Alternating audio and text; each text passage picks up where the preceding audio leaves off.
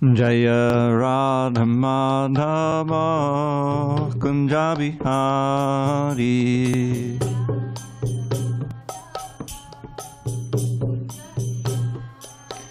Jaya Radha Madhava Kunja Bihari.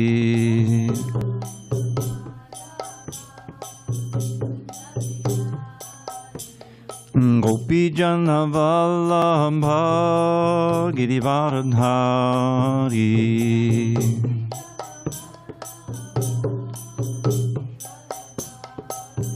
Jaya Gopi Jana Vallabha Girivardhari.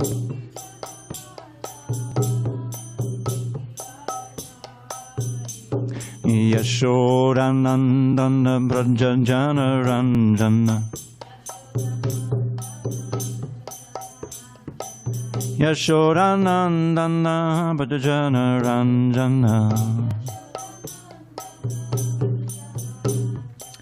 Yamuna Tiravanachari. Yamuna Tiravanachari.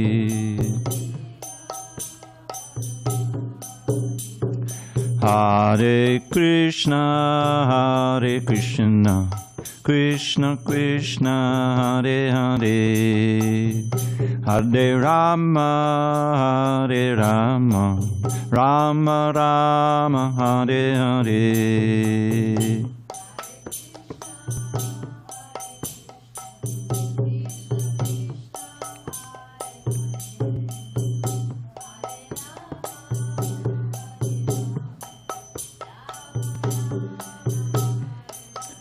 Hare Krishna, Krishna Krishna, Hare Hare, Hare Rama, Rama Rama, Hare Hare. Hare Krishna, Krishna Krishna, Hare Hare, Hare Rama, Rama Rama.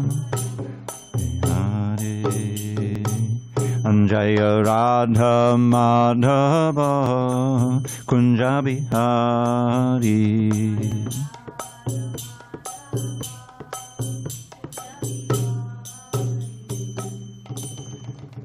Jai Om Vishnubhad Paramahansa Parvajikacharya Ashtotar Shri Srimad Divine Grace Srila A.C. Bhaktivedanta Swami Prabhupada Ki Jai.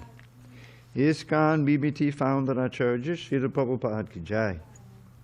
Jai Om Vishnupad Paramahansa Parvajikacharya Ashtotar Shri Srimad Divine Grace Srila Bhakti Siddhanta Saraswati Thakur Ki Jai. Nanda Koti Vaishnavindra Ki Jai. Namacharya Srila Haridas Thakur Ki Jai. Srimad Bhagavad Gita Ki Jai. Samaveda Bhaktivinoda Ki Jai. All glories to the assembled devotees. All glories to the assembled devotees. All glories to the assembled devotees. All glory to Shri Guru and Gauranga. Okay. Om Namo Bhagavate Vasudevaya. Om Namo Bhagavate Vasudevaya. Om Namo Bhagavate Vasudevaya.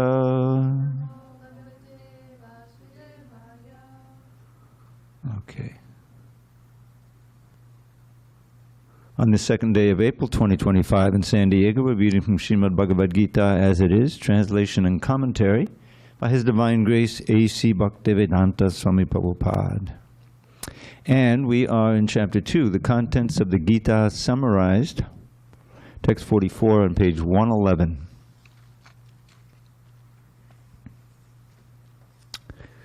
Now, I think we can dispense with the word by word. I think we'll just try chanting it because the verses, the lines are so short. Bhogaishvarya prasaktanam taya parita chetasam vyavasayatmaka buddhi samadho nabadhiyate. Bhogaishvarya prasaktanam taya paritachetasam vyavasayatmaka buddhi samadho nabadhiyate. Bhogaishvarya prasaktanam taya paritachetasam vyavasayatmaka buddhi samadho nabadhiyate. Go ahead. Bhogaishvarya prasaktanam taya paritachetasam vyavasayatmaka buddhi samadho nabadhiyate. Bhogaishvarya prasaktanam daya paritachetasam vyavasayatmaka buddhi samadho nabadhiyate. Go ahead. Bhogaishvarya prasaktanam taya paritachetasam vyavasayatmaka buddhi samadho nabadhiyate.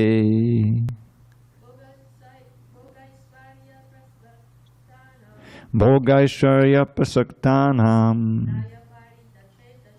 taya paritachetasam vyavasayatmaka buddhi samadho nabadhiyate.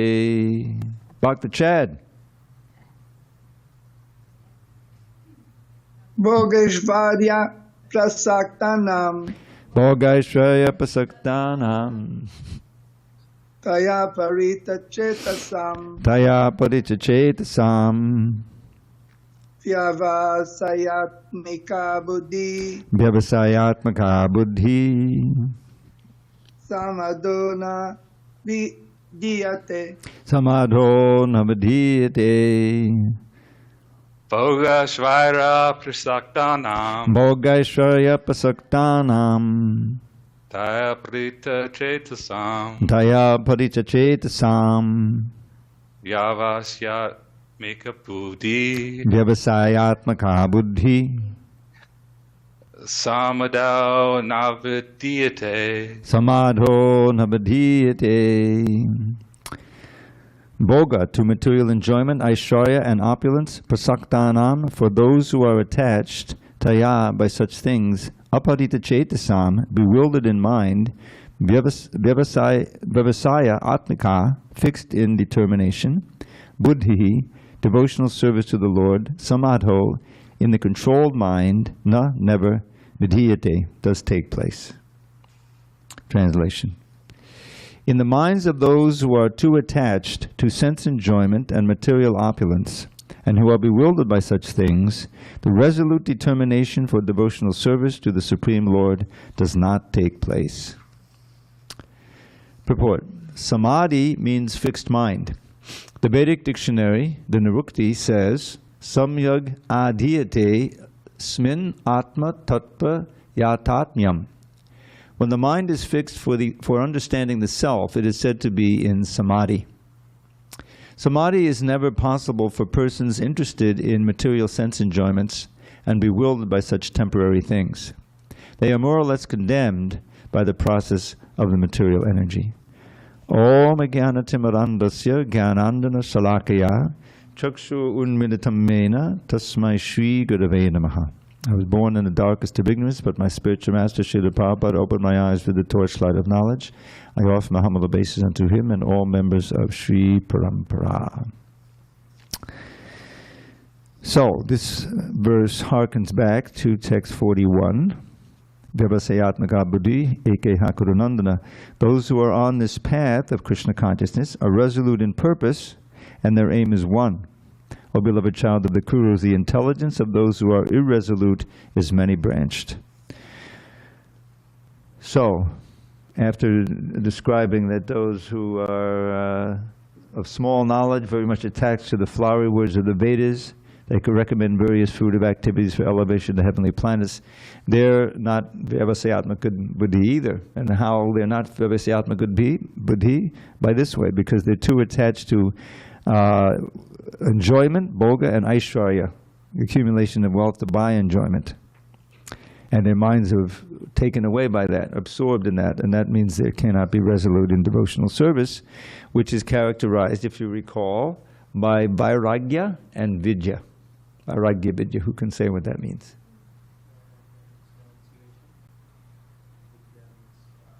Knowledge and renunciation. There's a famous verse written by Sarvabhauma Bhattacharya, after he was converted by Lord Chaitanya. He sent this verse on a palm leaf. They wrote, those were the papers at that time, to Lord Chaitanya when he was in the Gambhira, his place of residence in Jagannath Puri. And as soon as Lord Chaitanya read the palm leaf, he ripped it up. He didn't want this verse to be known, you know. But his servant Govindadas had knew that Lord Chaitanya would do that, and so he wrote the verse on the outside of the Gambhira on the wall, and all devotees saw it and memorized it, so it became famous and was included in the Chaitanya Charitamrita. And it starts out with Vairagya Vidya. Vairagya Vidya Nija Bhakti Yoga Shikshatameka Purushak Purana Shri Krishna Chaitanya Sharira Dhari Kripam Buddhiyas Tamaham Prabhadye. Have you heard that one before? Yeah. So he's saying that Vairagya Vidya Nija Bhakti Yoga. So he's Vairagya Vidya Nija Bhakti Shikshatameka Purushak Purana. The same ancient person, Krishna, has now come to teach detachment and knowledge and devotion to himself, Nija Bhakti Yoga, Shikshartam, for the purpose of teaching. Shiksha is teaching. Shikshartam, Eka Purusha.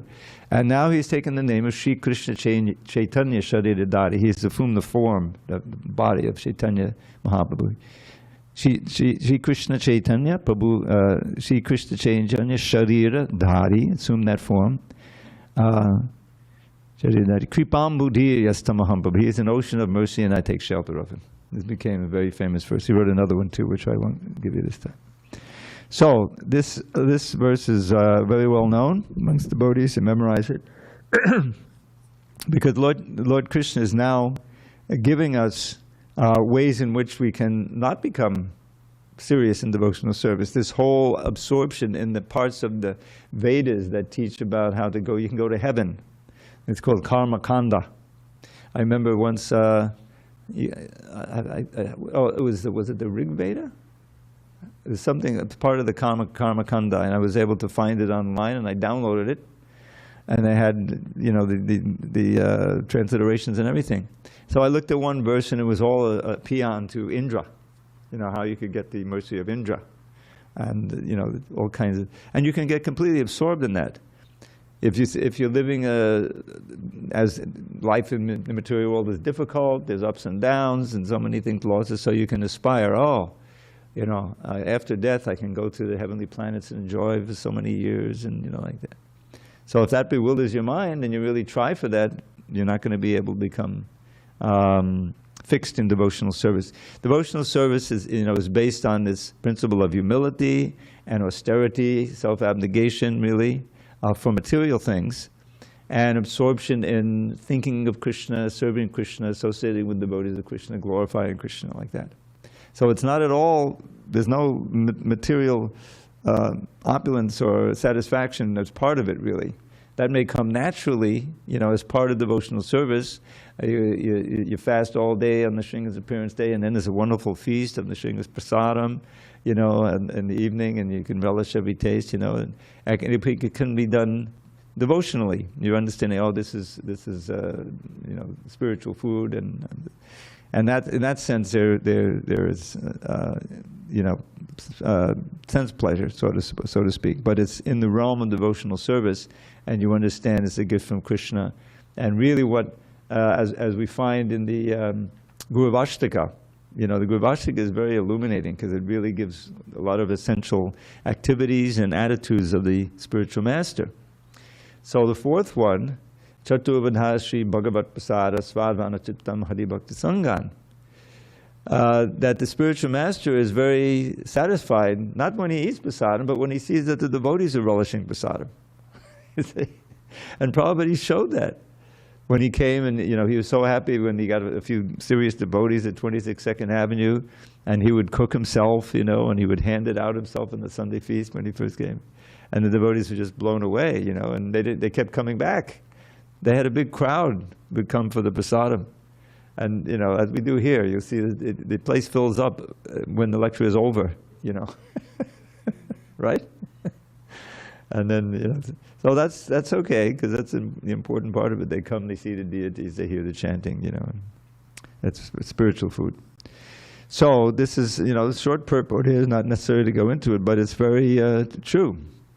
If you get deviated by wanting to accumulate wealth for comfort, then your determination to perform devotional service weakens. And you cut back on the morning program, and you may not chant all your 16 rounds, and in this way you get, again, infected by Maya. So Krishna is warning us. Now in the next verse he talks about how we have to be transcendental to the three modes of nature. Traigunya Vishaya Veda Nistraigunyo Bhavarjana Nirdvandvo Nitya Sattvasto Niryoga Kshema Atmavan. The Vedas deal mainly with the subject of the three modes of material nature. O Arjuna, become transcendental to these three modes. Be free from all dualities and from all anxieties for gain and safety, and be established in the self. Purport. All material activities involve actions and reactions in the three modes of material nature. They are meant for fruit of results, which cause bondage in the material world. The Vedas deal mostly with fruit of activities to gradually elevate the general public from the field of sense gratification to a position on the transcendental plane. Arjuna, as a student and friend of Lord Krishna, is advised to raise himself to the transcendental platform, the transcendental position of Vedanta philosophy, where in the beginning there is Brahma Jigyasa, or questions on the supreme transcendence. All the living entities who are in the material world are struggling very hard for existence. For them, the Lord, after creation of the material world, gave the Vedic wisdom advising how to live and get rid of the material entanglement. When the activities for sense gratification, namely the Karma Kanda chapters, are finished, then the chance for spiritual realization is offered in the form of the Upanishads, which are part of different Vedas, as the Bhagavad Gita is a part of the fifth Veda, namely the Mahabharata. The Upanishads mark the beginning of transcendental life. As long as the material body exists, there are actions and reactions in the material modes. One has to learn tolerance in the face of dualities, such as happiness and distress, or cold and heat, and by tolerating such dualities become free from anxieties regarding gain and loss. This transcendental position is achieved in full Krishna consciousness when one is fully dependent on the goodwill of Krishna. So this may be surprising that, Krishna says the Vedas deal mainly with the subject of the three modes of material nature. So it's a question of the volume, how much of it deals with, and you have these Vedas that are giving you all of this instruction on how to live nicely in this material world and follow the Dharma, Varnashram, and so forth. But you can pursue the four subjects of Vedic aspiration: Dharma, Artha, Kama, Moksha. Right. So Dharma in this case is not the Sanatana Dharma, but it's working within the Varnashram in order to gain wealth, artha, so that you can enjoy kama. Dharma, artha, kama, dharma, artha, kama. And when you become disillusioned with that somewhat, then you want moksha, you see? But it's all self-centered. This moksha, when it's just a question of, I want to be free from birth and old age, disease, and death. I'm not so worried about you. I really want to get free. That's material. That's why there's that verse. It says, Krishna bhakta nishkama ata eva shanta. Bhukti mukti siddhi kami sakali ashanta. This is a verse in the Chaitanya Charitamrita. So it says, Krishna bhakta nishkama, because the real devotees are free of material, self-centered desire, nishkama. They're peaceful. But those who are bhukti mukti siddhi kami, a kami is one who is full of kama, or material desire, strong lust, can be. And so it gives the three divisions. Bhukti is the vast majority. Simply what we know as sense gratification. We're all familiar with it. It's all around us. It can be varieties of eating, sex, and all this stuff. So that's certainly bhukti kami. And how can you be peaceful? Because if you get it, then if you overindulge, then it produces pain. It produces suffering immediately. Even if you get it and you don't overindulge, it still produces pain because it ensures that you're going to get another birth, old age, disease, and another round of that. So as one of my favorite verses, Yehi sangsparshaja bhoga dukkha yonaya evate. Ajandavanta kontaya nateshu ramate buddha. Now this translation, we tweaked it a little bit. Those who are intelligent do not take part in the pleasures that are derived from the senses contacting the sense objects. O son of Kunti, such pleasures are the sources of all misery, and they have a beginning and an end. And therefore the wise do not indulge in them. You see? Well, what kind of pleasure do they indulge in? We're pleasure seeking because we're part and parcel of Krishna. Krishna is always full of ananda. He's Satchidananda. So what are we going to get? Where are we going to get our ananda? Not from sense gratification. The previous verse says, Bhaya sparsheshu asaktatma. Vindatyatmani yat sukham. Atmani yat sukham. Sab brahma yoga yuktatma. Sukham akshayam ashnute. Now that last phrase there says they enjoy unbroken happiness. Where can you find that in the material world? That's got to be spiritual. You can find that by connecting with the Supreme Spirit. And the more you do that in the mood of loving service, the more you'll be enjoying premananda, which is real pleasure. So that's what this verse says. Bhaya sparshesu, external touch of the senses, asaknatma, not attracted, asaknatma. Vindityatmani yat sukham, enjoying the pleasure within. How is that pleasure? Sab Brahma yoga yuktatma, by linking the soul with the Brahman, the Supreme Brahman. Supreme Brahman is Krishna, through bhakti. And then such sukham akshayam ashnate. The only other alternative, because we're pleasure-seeking beings, we're part and parcel of Krishna, is this sense gratification, which is temporary, which itself is one of the ways in which it's miserable, and it actually brings suffering. If you overindulge in it, it'll bring suffering in this life. And even if you don't overindulge, you still cultivate the desire for it. You die. You try to next life. You're still hooked. You see, that's the stuff. So those are basic principles here. And this here, Krishna is dealing with the same subject. This bhoga shraya prasaktanam. I remember when I first read that verse, I immediately memorized it because it seemed so right on target. You're trying to be a devotee, but you're still hankering for this desire, this desire, and you say, well, therefore I don't have that firm determination. But if you are really surrender and you take part in the process of Krishna consciousness, you soon contact that higher means of enjoyment. Kirtan, you go on for 3 hours, you don't get tired. You do it at some rock concert, forget it, I got to get out of here, after an hour. I was never, ever attracted to rock music, even though I grew up in the 60s. In our place, we always had classical music, and jazz and folk music. That's it, but never the Elvis Presley, forget it, Yeah, I was a contemporary of Elvis Presley. Yeah. Okay, the mic. Yeah, she's got. All right. Hare Krishna. So just if you could maybe, you already said, but maybe repeat again so I memorize.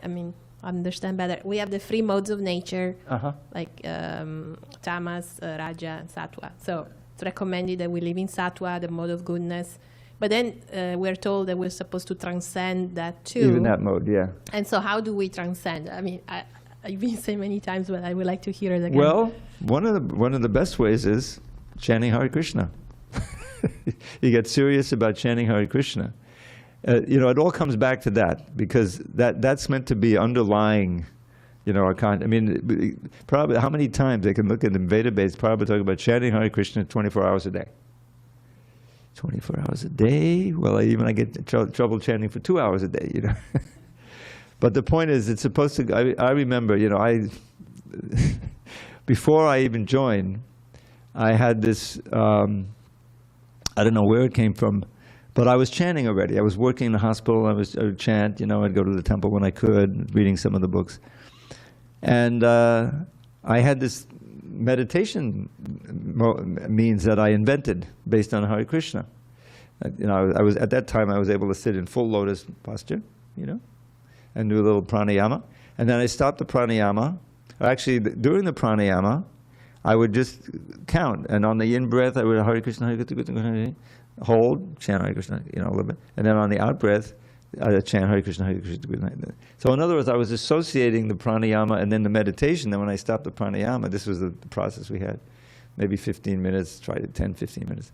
And I would simply watch the breath, and on the in-breath, chant maybe half the mantra. And then on the out-breath, the rest of it, like that. It's associated with it. And I would try to keep that going when I was at work. You know, I mean, I wasn't always successful because there's so many things that can distract you. But that was, it kind of changed me. You know, I became more and more attracted to Hare Krishna stuff rather than what the other kind of yoga I was doing, you know. So the point is that the more that we can stay connected to Krishna, basically through the chanting, the more we'll find that we're more interested in everything having to do with Krishna. We'll be really eager to read the Bhagavad Gita and the Krishna book and the other books that we have, and come to the temple and associate with devotees, and you know, the zillions of websites, you know, will be more attracted to the kirtans and the lectures, dandavats.com, ISKCON, Desire Tree. I remember that was before Dandavats. Have you ever been on there? There's a whole thing with the audio. There's so many lectures. You know, I mean, they even got me on there, believe it or not. But so that it's a simple process. The more that we're determined to stay connected to Krishna through service and through hearing and chanting, basically, the more we'll find that everything having to do with Krishna and the challenges become easy. They become actually positive ways in which we can show our devotion. Yes, okay, I'm going to clean the temple or something, you know what I mean? Normally you say, I got stuff to do, I don't have time. But you want to do it because you know that'll be pleasing to Krishna, and you'll have more taste for the holy name. You know, you can find like that. So that's the science behind it. It's always good to remember and to read that we are naturally Krishna conscious. Our material consciousness is artificial, is not natural for the soul. And we're in the minority. There's more souls in the spiritual world, you know. And it's not that they're performing any sadhana up there. There's no sadhana. Sadhana means you got a way to go, you know. They're already there. And the whole thing is just a, you know, every day is a new adventure of serving Krishna, being conscious of Krishna, loving Krishna in all different kinds of ways. And that's our natural state. This is all unnatural. And it can never, in the material world, on the material platform, you can never really attain that state of, and it's yoga and kshema. Yoga is what you need to live, and kshema is just security. Krishna says, for those who are always connected to me, I provide it. I carry it myself, you know, famously. Yoga kshema vahamyaham. That's part of the surrender, to be confident that Krishna will do that. That's why the last two elements, or two of the elements of surrender, Rakshashatiti vishvaso goptudvevaranang tata. Rakshashatiti means to protect. Vishvaso, be confident that Krishna will protect us in danger, and goptudve, and that he will maintain, he will provide our necessities. That's kshema and yoga. Kshema is the safety and security. Without that, you can be, you know, a billionaire, But if you know that there's a whole army coming to attack your yacht or whatever, you can't be peaceful. So the kshema becomes first, the security. That's why it's so heartrending to see. Thank God we don't have like hundreds of people, on the street, lying and homeless. But there's still a certain number, and I've come to know of them. And even I usually give them not a Hare Krishna mostly. Some of them I do, but mostly it's good morning, and I get a few good mornings back, like that. Prabhupada did that. But it's just it's inconceivable. I mean, as I took the walk, there was a cold wind, piercing. I had 2 coats on, as I usually do, and I'm doing the walk. It's north wind coming down the street, I'm leaning in. And here's some poor guys trying to find a little shelter, on there. And so that's the material world. Anyone can, be riding high and suddenly lose that. Or some health problem comes on and it just undermines everything. All your plans for enjoyment and peace and everything are ruined. And that's the material world. These threefold miseries, birth, old age, and disease, and death are part of the threefold miseries. So the bhoga and the aishwarya and the attempt to enjoy or carve out a place of security in this world is all completely illusory. It's self-defeating.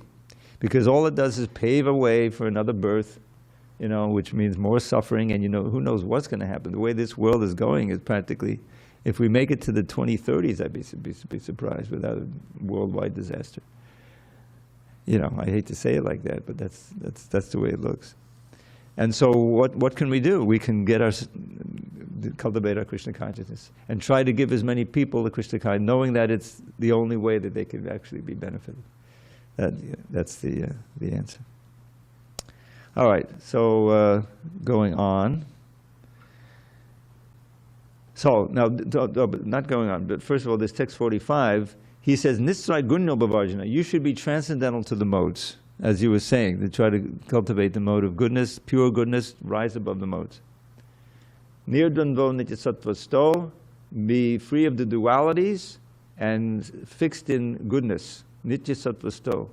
Nir Yoga Kshema Atmavan, and free from absorption in this yoga and kshema of material security and necessities. And when Prabhupada was talking about the Upanishads, I can't help remembering, if you read the book, you look at the title page, Gītā Upanishad. This is said to be the compendium of the essential Upanishadic knowledge. So we don't have to read all the Upanishads, just read this Gita. Get everything we need. Okay, text 46. So this is a very nice, he gives a nice analogy here. Yavan arta udapane sarvatak samplutodake tavan sarveshu vedeshu brahmanasya vijanataha. All purposes served by a small well can at once be served by a great reservoir of water. Similarly, all the purposes of the Vedas can be served to one who knows the purpose behind them. Purport. The rituals and sacrifices mentioned in the Karma Kanda division of the Vedic literature are meant to encourage gradual development of self-realization. And the purpose of self-realization is clearly stated in the 15th chapter of the Bhagavad Gita, 15:15. The purpose of studying the Vedas is to know Lord Krishna, the primeval cause of everything. So self-realization means understanding Krishna and one's eternal relationship with him. The relationship of the living entities with Krishna is also mentioned in the 15th chapter of the Bhagavad Gita, 15:7. The living entities are parts and parcels of Krishna. Therefore, revival of Krishna consciousness by the individual living entity is the highest perfectional stage of Vedic knowledge. This is confirmed in the Srimad Bhagavatam 3.33.7 as follows. This verse is spoken by Devahuti, who's the mother of Kapila Dev. He's teaching her yoga, and then she talks about this is all about chanting the holy name. I'll say, you say. Oho bata shapachoto gariyan yajjigmangre vartate namatubhyam te pustapaste juhuvu sasnar arya Brahmanuchur nama gunanti ete. Oh my Lord. So she recognized him as an incarnation of God, her son. Oh my Lord, a person who is chanting your holy name, although born of a low family like that of a Chandala, dog-eater, is situated on the highest platform of self-realization. Such a person must have performed all kinds of penances and sacrifices according to Vedic rituals and studied the Vedic literatures many, many times after taking his bath in all the holy places of pilgrimage. Such a person is considered to be the best of the Aryan family. Close quote. So, one must be intelligent enough to understand the purpose of the Vedas, without being attached to the rituals only, and must not desire to be elevated to the heavenly kingdoms for a better quality of sense gratification. It is not possible for the common man in this age to follow all the rules and regulations of the Vedic rituals, nor is it possible to study all the Vedanta and the Upanishads thoroughly. It requires much time, energy, knowledge, and resources to execute the purposes of the Vedas. This is hardly possible in this age. The best purpose of Vedic culture is served, however, by chanting the holy name of the Lord, as recommended by Lord Chaitanya, the deliverer of all fallen souls.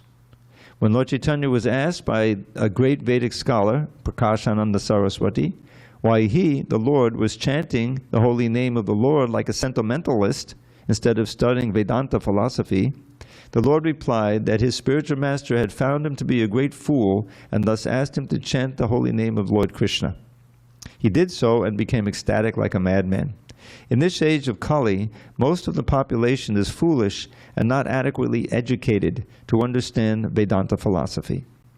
The best purpose of Vedanta philosophy is served by inoffensively chanting the holy name of the Lord.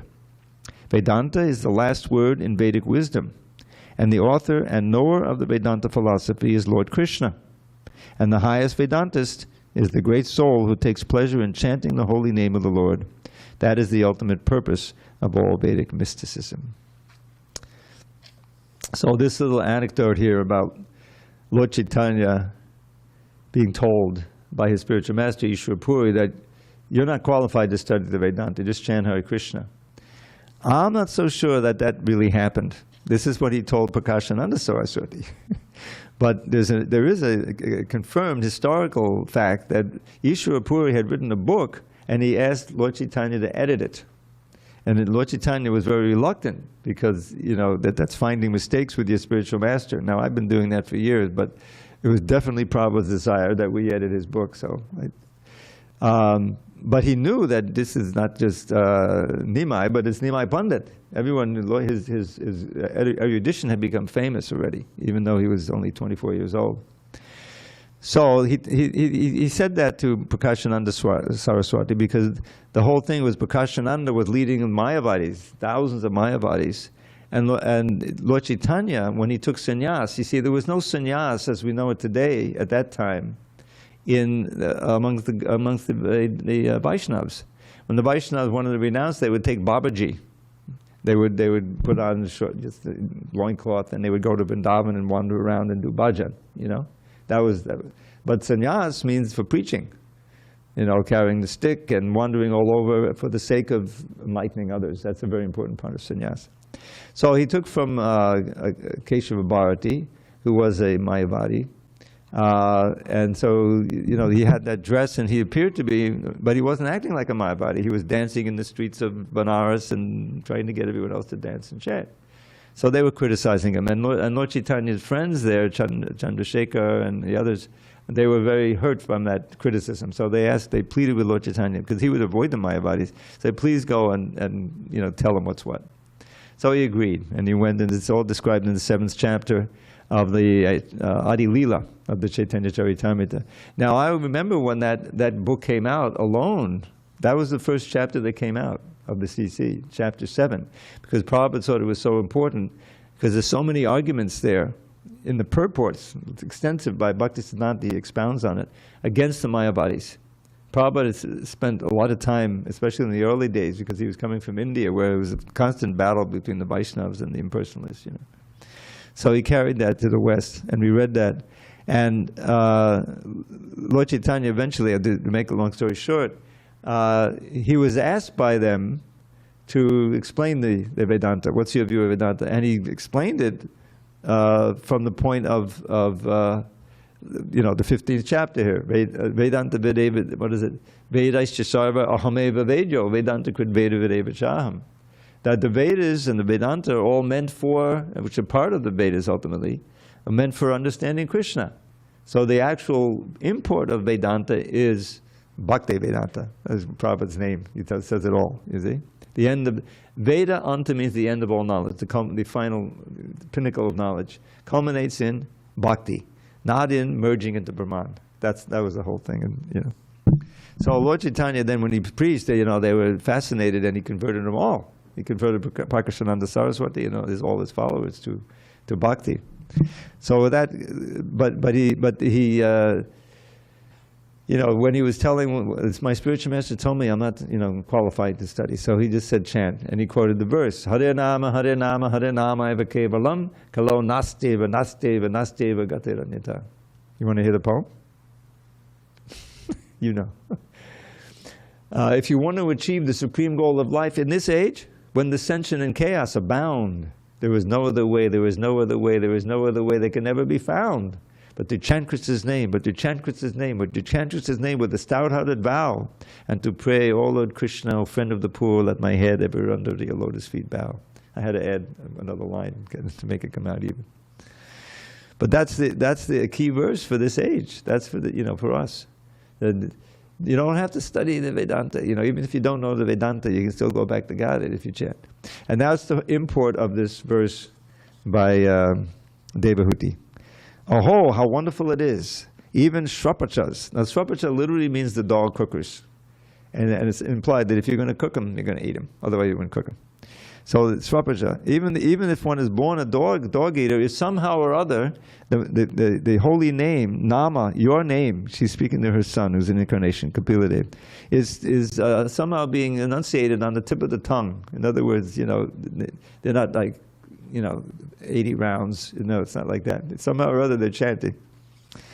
Then they must have performed all kinds of austerities in the past life.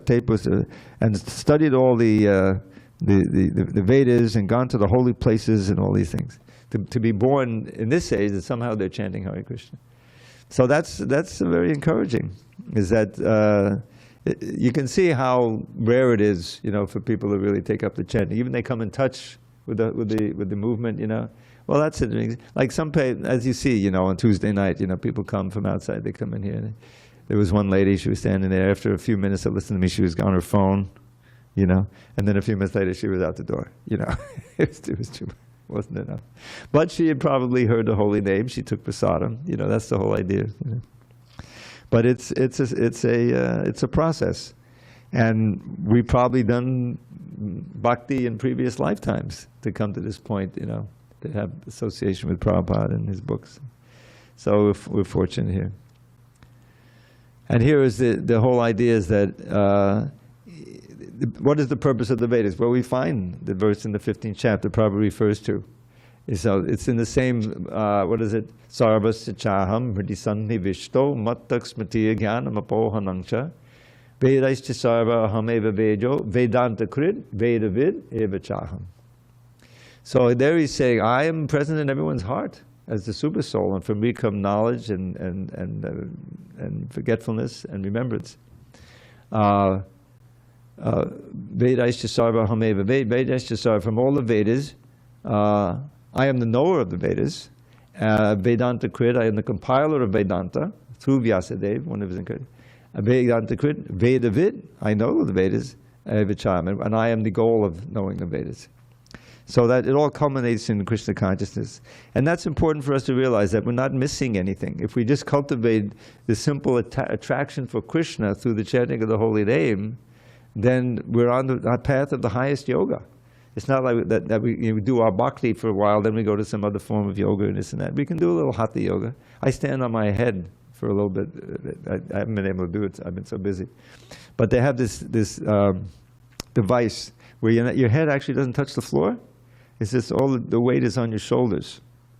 But you get the same reversal, the benefit of that, which is important, especially when you get older, keep the brain going. So it's, that's 6 minutes a day. But I spend 4 hours a day in the morning, just in the morning program every day. That's where the real yoga is being practiced. Okay, so let's see. We did 46. All right, let's do 47. Karmanyevadikaraste ma paleshu kadachana ma karma palahetu bhur mate sangostva karmani. You have a right to perform your prescribed duty, but you are not entitled to the fruits of action. Never consider yourself the cause of the results of your activities, and never be attached to not doing your duty. Purport. There are 3 considerations here: prescribed duties, capricious work, and inaction. Prescribed duties are activities enjoined in terms of one's acquired modes of material nature. So this is the varnashram, your aptitude, where you fit in there. Capricious work means actions without the sanction of authority, and inaction means not performing one's prescribed duties.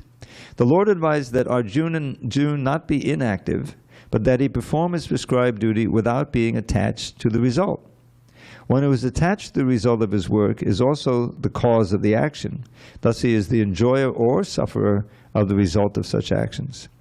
As far as prescribed duties are concerned, they can be fitted into 3 subdivisions, namely routine work, emergency work, and desired activities. Routine work performed as an obligation in terms of the scriptural injunctions, without desire for results, is action in the mode of goodness.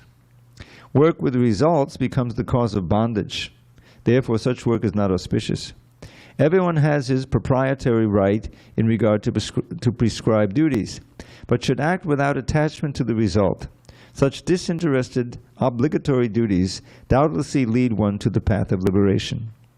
Arjuna was therefore advised by the Lord to fight as a matter of duty without attachment to the result. His non-participation in the battle is another side of attachment.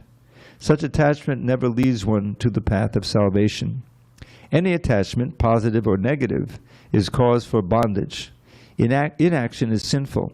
Therefore, fighting as a matter of duty was the only auspicious path of salvation for Arjuna.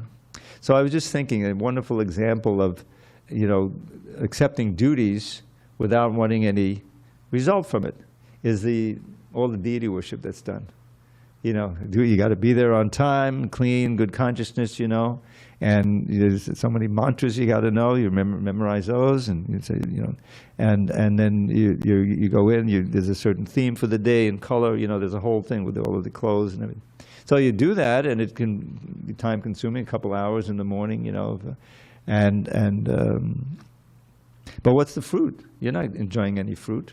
You're not decorating yourself, Prabhupada, I remember in a lecture he says, my disciples, you can see they're pretty indifferent to how they dress, the brahmachari, like that. But even the ladies, it's not such a big deal, it's putting the makeup, this thing. Generally, it's pretty simple. But they feel completely satisfied when the deities are dressed nicely. You see, it's sublimation. It's a sublimation. The desire to, be attractive. Well, if you make the deities attractive, then you become really attractive. Most importantly, attractive to Krishna. So that selfless service is really the what should I say? The hallmark of actual devotion, where you're eager to do things, you're being on time, you're clean, you're in good consciousness, you do the duty, whatever it is, as best you can. Sometimes it may be difficult, sometimes it may be routine, whatever it is, but you do it with Krishna in mind, and you do it with the conscientious in that way, and that's your result. It's not that you're getting paid for being a pujari or something. So so this is very interesting. You have a right to perform your duty according to your psychophysical nature within varnashram, but you don't have a right to the fruit. Don't even think that, okay, I don't want the fruit, but at least I want some honor that I did it. No. Don't think of yourself as the cause of the result. All of this has been given to you by Krishna, even your facility for doing anything. And so then maybe you'll not be so eager to do the thing. I can't get the fruit. I can't even get any honor for doing it. So, okay, I'll go through the motions. I said, no. Don't be attached to not doing your duty also. You've got it covered from every angle, Because, materially, then if you can't enjoy the fruit and you can't even enjoy the prestige of doing something, then you probably won't do it. So, no. Mate Sangos, don't be attached to not doing it either, Akarmani. He's got it covered from all angles. And so it's really a revolutionary way of working, where your payment is not something material, but it's really in the heart. It's feeling the progressive purification of the heart, so that the very activity that may appear to be very hard work is actually very blissful, because you're Krishna conscious when you're doing it. You know that Krishna is pleased, you're glorifying Him, you're aware of Him, you're conscious. And He's giving you all of that. He's giving you the inspiration to remember Him, because that's the source of the happiness. And it's really possible when you're actively working for Him and you're conscious of working for Him. So it's all very scientific, and it all really depends on the reality that we have that source of bliss within us, but we haven't contacted it for millions of births. We're getting the pale reflection of it through the sense gratification, which is ultimately always frustrating because it's temporary and it passes away and it brings us back to suffering. But the activities in Krishna consciousness doesn't have that reaction. There's no bondage. The only bondage is you're becoming bound up with Krishna, which is great, right? But you're in other words, your future is very bright. I remember telling this to my mother. She wasn't a devotee, but she was open to it. She had just subscribed to the Back to Godhead magazine because she knew that I worked on it, so that was okay. So she had some, and I would visit her. And eventually, she outlived my father. I was very fortunate, because I realized that devotees sometimes they have to leave their service suspended to take care of their parents or something like that, family thing. So my father, he became ill in his late 70s after the whole thing with the stroke, which I told you about. And my mother took care of him. She was a few years younger, but she was in better health. So she took care of him. And then she was alone. He passed away at 80, and she was a few years younger. So she was in the apartment taking care of herself, and I would periodically visit her. And eventually, she was in her 90s. My brother she was living in an assisted living place near where my brother was in Ithaca, New York, So my brother, he had his older son was in Chicago, he was going to graduate, he wanted to visit him, and so he wanted me to come and take care of him. So I did, and I was there for maybe a week. And finally I said to her, Mom, it's time for japa. And she said, okay, what's that? She was just very submissive at that point, And so I said, well, it's chanting this Hare Krishna, because she knew about that, but how do you do it, So she couldn't learn the whole mantra, so it was like 2 names at a time. And I would do Hare Krishna, and she would go Hare Krishna. She did a very nice pronunciation and everything, And we went on like that for about 15 minutes, So that was a nice session. And then after, I think the next day or 2 days later, my brother came back, and I came back here. And then the next thing I knew, she had passed, So it was only maybe a month later. So I felt good. I couldn't be there at the end, for trying to remind her of Krishna. But she chanted a serious round. I made a recording of it. It's quite impressive. I was surprised at how enthusiastic she was. I would say Hare Krishna, say Hare Krishna, Hare Krishna, Hare Krishna. And she was Hare Rama, Hare Rama. So at least, I felt good that I kept it connected to Krishna with the BTG and the chanting. So it's a lesson, if you're Krishna conscious about it, you can see how everything in the books is true, about how the material world works, and how you can deal with it in a Krishna conscious way. All right, it's getting late. If I'm going to give a poem, I better give it now. Now's the time. Okay. All right, this is the first verse of the Tribhangi Chanda Stava by Rupa Goswami. And you can memorize this. I have it. Yamalajana bandana mashata bandana mahigandana ganadasa badam. Pasupara padandana babasata kandana patisundana madavinda kadam. But the Gobavadujana Vidachita Pujana Mudukujana Namavena Dadam Smadanam Vachakshana Makalabhalakshana Tanalakshana Matidakshadam. You broke the two Yamalajun trees, you love to delight your pure devotees. You crushed the pride of the Kali snake with your prancing dance in the Yamuna lake. You're the cowherd's prince, and the life and soul who serve you with love is their only goal. In the caves you meet the gopis fair and enjoy sweet loving pastimes there. You're dashing, clever, and most debonair. Your lotus hands give blessings rare. To worship you again and again is the way of the wives of the cowherd men. When the gopis hear the flute you hold, their passion grows 1,000-fold. Of amorous joking you're the king, indeed you're skilled at everything. Boom, and then you go to the next verse. So if you want, I wrote a poem for all of that, for all of them. So you just send me Dravida108 at Gmail. You don't have to put any, just put in the subject line, poetry please, and then I'll send you back my PDF file. And then we can all chant these verses together. All glory to Srila Prabhupada. Haribol.